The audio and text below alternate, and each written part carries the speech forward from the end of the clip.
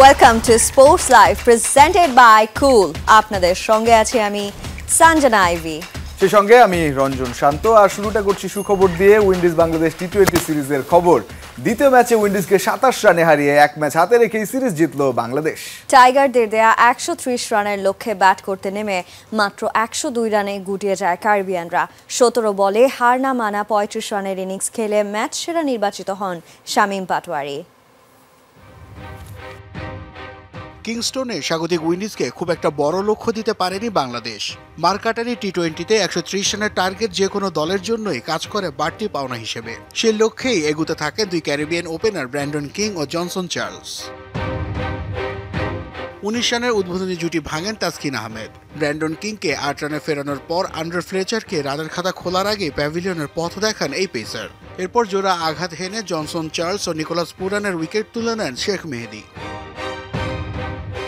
Tiger বোলারদের নিয়ন্ত্রিত বোলিংয়ে প্যাভিলিয়নে যাওয়া আসা ব্যস্ত সময় পার করেন ক্যারিবিয়ান ব্যাটাররা। এক পাশ ধরে রেখে লড়াই করতে থাকা রোস্টন চেজ 32 রানে ফেরেন রিশাদ হোসেনের বলে বোল্ড হয়ে। আশা জিয়ে রেখে পাল্টা জবাব দেন আকিল হোসেন, তবে শেষ রক্ষা আর করতে পারেননি তিনি।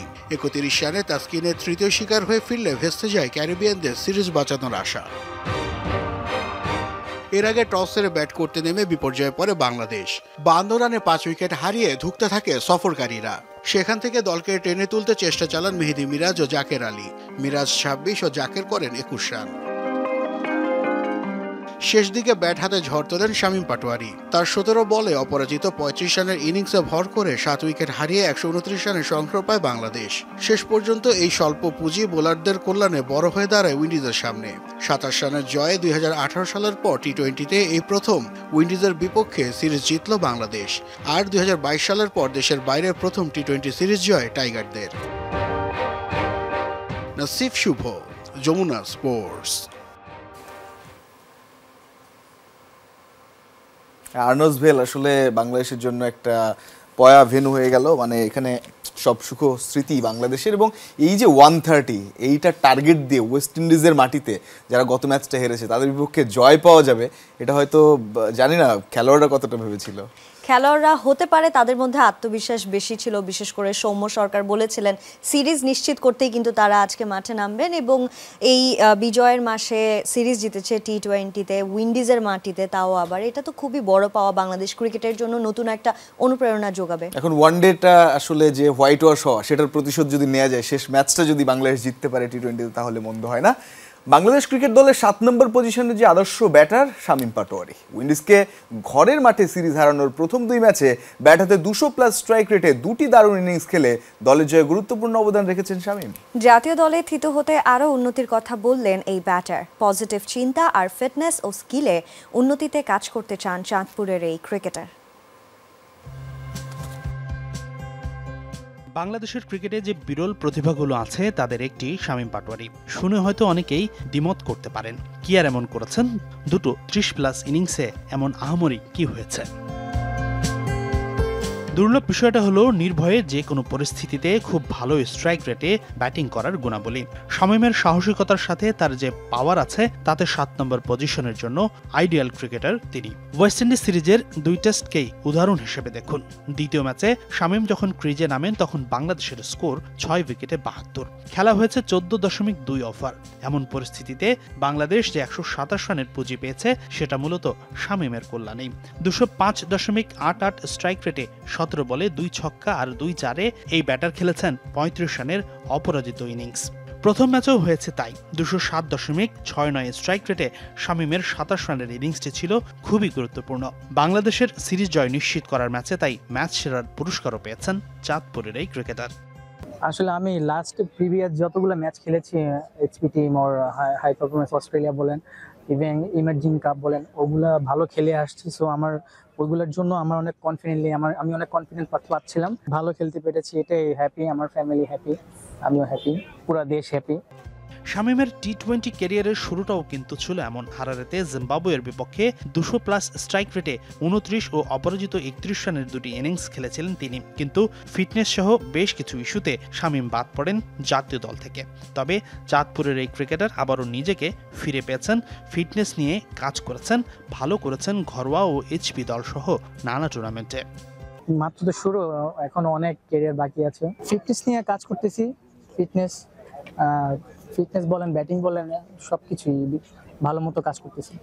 ব্যাটিংয়ের পাশাপাশি শামীমের আরও দুটি গুণ আছে। বাংলাদেশের অন্যতম সেরা ফিল্ডারদের মধ্যে একজন তিনি, সেই সাথে তার স্পিনও কিন্তু বেশ কার্যকরী। পূর্ণ কোটায় না হলেও প্রয়োজনে ষষ্ঠ বোলার হিসেবে বেশ কার্যকর হতে পারেন শামীম।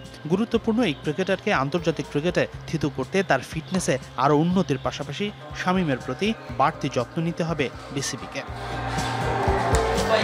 হাসিনুর রহমান, যমুনা স্পোর্টস। তবে এই প্রাপ্তির ম্যাচে আছে একটা খারাপ খবরও। আঙুলে ইনজুরির কারণে 5 সপ্তাহের জন্য মাঠের বাইরে ছিটকে গেছেন ওপেনার সৌম্য সরকার। আনুষ্ঠানিক বিবৃতিতে বিষয়টি নিশ্চিত করেছে বিসিবি। সিরিজের দ্বিতীয় টি-20তে উইন্ডিজ ইনিংসের 7ম ওভারে স্লিপে ক্যাচ নিতে গিয়ে আঙুলে চোট পান তিনি। তানজিম সাকিবের বলে ওঠা সেই ক্যাচ অবশ্য নিতে পারেননি সৌম্য। যন্ত্রণায় মাঠেই কাতরাতে থাকেন তিনি। জাকের আলী অনিক ও মেহেদি মিরাজের সাহায্য নিয়ে মাঠ ছাড়তে হয় তাকে। শেষ পর্যন্ত অ্যাম্বুলেন্সে হাসপাতালে নেওয়া হয় এই টাইগার ওপেনারকে। আঙুল কেটে যাওয়ায় দেয়া হয় 5টি সেলাই।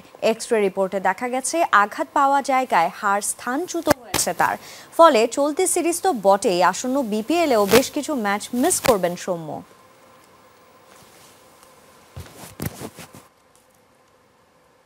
সপ্তাহ দিনে অন্তত সময় লাগবে বলা হয়েছে, এবং কি দুর্ভাগ্য না, মাত্র তিনি ফর্মে ফিরলেন, ভালো খেলা শুরু করলেন। হোপফুলি বিপিএল শেষটা ভালো করবেন, বা বিপিএল এর বেশিরভাগ সময়টা তিনি পাবেন, ভালো করবেন, সেটাই প্রত্যাশা।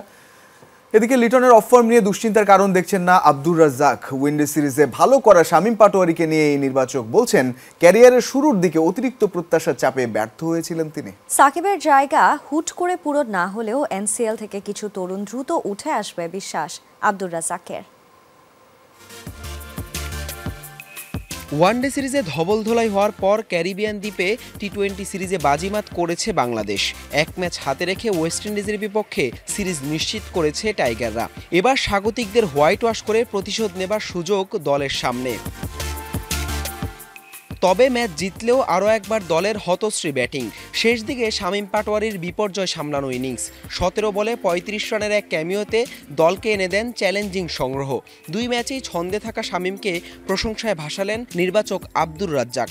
সেই সাথে জানান, ক্যারিয়ারের শুরুর দিকে প্রত্যাশার চাপই ছিল তার ভেঙে পড়ার কারণ।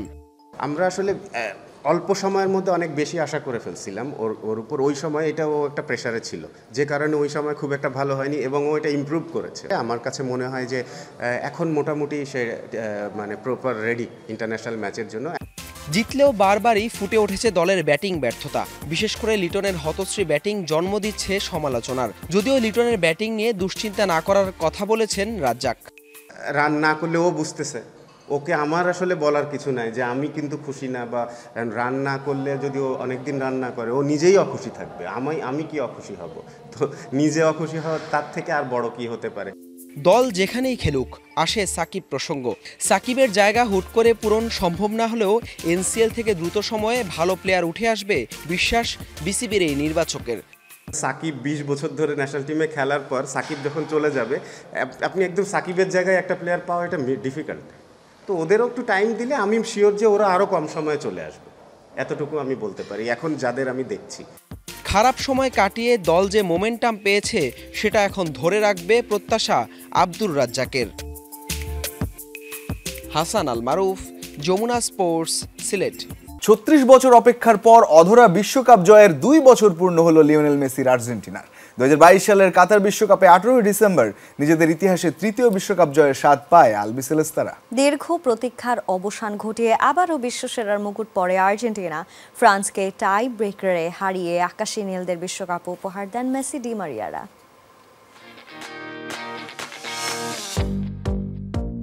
বিশ্বের সেরা ফুটবলারের খেতাব লিওনেল মেসি যতবার জয় করেছেন তা অন্য যে কোনো ফুটবলারের কাছে স্বপ্নের মতো। প্রায় সকল অর্জন LM10-এর কাছে ধরা দিলেও কেবল বিশ্বকাপ ট্রফিটাই ছিল অধরা। এই একটি ট্রফি ছাড়া পরিপূর্ণতা যেন পাচ্ছিল না মেসির অর্জনে। 2014 সালে ব্রাজিল বিশ্বকাপে একেবারে কাছে গিয়েও জেতা হয়নি সোনালী ট্রফিটি। ফাইনালে অতিরিক্ত সময়ে মারিও গোৎসের একমাত্র গোলে শিরোপা জয় করে জার্মানি। বঞ্চিত হন মেসি। 8 বছর পর কাতার বিশ্বকাপে বিধাতা আর নিরাশ করলেন না এই ফুটবল জাদুকরকে। প্রায় 3 যুগের লম্বা সময়ের পর আবারও শ্রেষ্ঠত্ব ফিরে পেল আর্জেন্টিনা। মেসির হাতে শোভা পেয়ে বিশ্বকাপটাই যেন পেল পরিপূর্ণতা। যদিও সিনেমার চেয়ে বেশি নাটকীয়তায় পরিপূর্ণ ছিল 2022 কাতার বিশ্বকাপের ফাইনাল। ফ্রান্সকে টাই ব্রেকারে 4-2 ব্যবধানে হারিয়ে বিশ্বকাপ শিরোপা জয় করে নেয় আর্জেন্টিনা। ম্যাচের নির্ধারিত সময় এবং অতিরিক্ত 30 মিনিটের খেলায় ছিল 3-3 সমতা। নাটকের শেষ চিত্রনাট্য ছিল শেষ মুহূর্তে ফ্রান্সের বদলি ফুটবলার কোলে মুয়ানির একেবারে নিশ্চিত গোল বঞ্চিত হওয়া। পোস্টের সামনে বল পেয়ে আলতো করে ঠুকে দেন তিনি। বল চলে যাচ্ছিল আর্জেন্টিনার জালে। উপায় না দেখে গোলরক্ষক মার্টিনেজ 4 হাত পা ছড়িয়ে দিলেন। মুয়ানির বল গিয়ে বাধা পেয়েছিল মার্টিনেজের পায়ে। সেই আসরে মেসি করেছিলেন মোট 7 গোল। তবে একমাত্র ফুটবলার হিসেবে বিশ্বকাপে দ্বিতীয়বার টুর্নামেন্ট সেরা গোল্ডেন বলের পুরস্কার জেতেন তিনি। এমিলিয়ানো মার্টিনেজ জেতেন গোল্ডেন গ্লাভসের পুরস্কার, আর হ্যাট্রিক সহ 8 গোল করা এমবাপ্পে জেতেন golden boot. Nasif Shuvo, Jamuna sports. Australia Bharat test সিরিজের খবর। ব্রিসবেন টেস্টে শেষ পর্যন্ত জয় হলো বৃষ্টির। জয়ের জন্য ভারতকে 275 রানের টার্গেট ছুঁড়ে দিলেও শেষ পর্যন্ত বৃষ্টির বাধায় পয়েন্ট ভাগাভাগিতেই সন্তুষ্ট থাকতে হলো অস্ট্রেলিয়াকে। পঞ্চম ও শেষ দিনে যদিও ম্যাচ জমিয়ে তোলেন ভারতীয় পেসাররা, বুমরা সিরাজদের তাণ্ডবে 7 উইকেটে 89 রান করে দ্বিতীয় ইনিংস ঘোষণা করে অস্ট্রেলিয়া। সর্বোচ্চ 22 রান করেন প্যাট কামিন্স। বুমরা 3টি আর 2টি করে উইকেট নেন আকাশ ও সিরাজ। জয়ের জন্য 275 রানের টার্গেট পায় ভারত, কিন্তু স্কোরবোর্ডে 8 তুলতেই আবারও বৃষ্টির বাগড়া। খারাপ আবহাওয়ার সঙ্গে ছিল বজ্রপাতের শঙ্কা, তাই দীর্ঘক্ষণ অপেক্ষা করার পর ড্র ঘোষণা করা হয় ম্যাচ। এর আগে ট্রাভিস হেড ও স্টিভেন স্মিথের সেঞ্চুরিতে নিজেদের প্রথম ইনিংসে 445 রান করে অস্ট্রেলিয়া। জবাবে 260 রানে থামে ভারতের প্রথম ইনিংস। ম্যাচ সেরা হয়েছেন ট্রাভিস হেড। সিরিজের পরের টেস্ট অনুষ্ঠিত হবে মেলবোর্নে।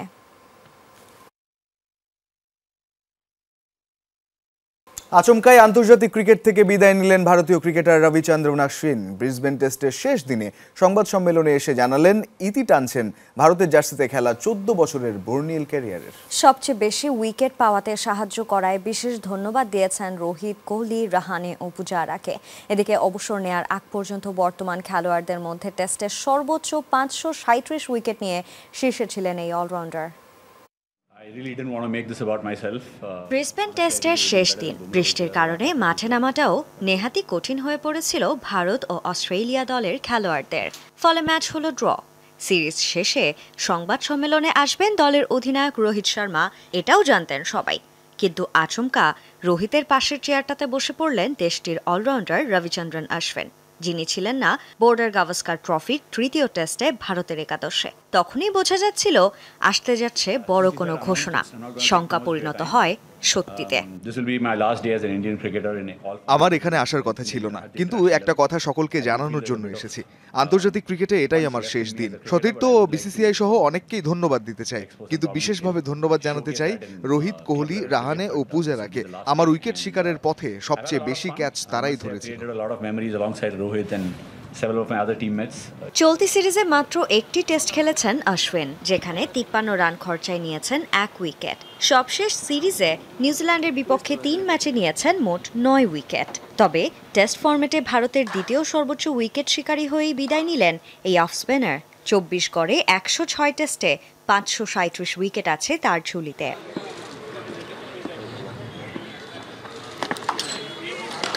38 বছর বয়সী এই ক্রিকেটার ভারতের হয়ে 3 ফরম্যাটে খেলেছেন 287 ম্যাচে। উইকেট সংখ্যা 765। দেশটির ইতিহাসে দ্বিতীয় সর্বোচ্চ উইকেট শিকারী তিনি। ব্যাট হাতেও তার অবদান একেবারে কম নয়। 6 সেঞ্চুরির সাথে মোট 4394 রান করেছেন অশ্বিন। এছাড়া আইসিসি বিশ্ব টেস্ট চ্যাম্পিয়নশিপে 100 উইকেটের মাইলফলক ছোঁয়া প্রথম বোলারও তিনি। অশ্বিনের আচমকা অবসরের ঘোষণায় তার বর্ণিল ক্যারিয়ারকে স্মরণ করে সামাজিক মাধ্যমে লিখেছেন কোহলি, দীনেশ কার্তিক, ইয়ান বিশপ সহ আরও অনেকেই। কিন্তু এখানেই ব্যতিক্রম ছিলেন মোহাম্মদ কাইফ। তার মতে অশ্বিনের বিদায়টা হতে পারত আরও সুন্দর। Sanjana Ivy, Jamuna sports. দর্শক, এই ছিল আজকের স্পোর্টস লাইভে। এতক্ষণ সঙ্গে থাকার জন্য সবাইকে ধন্যবাদ। আল্লাহ হাফেজ।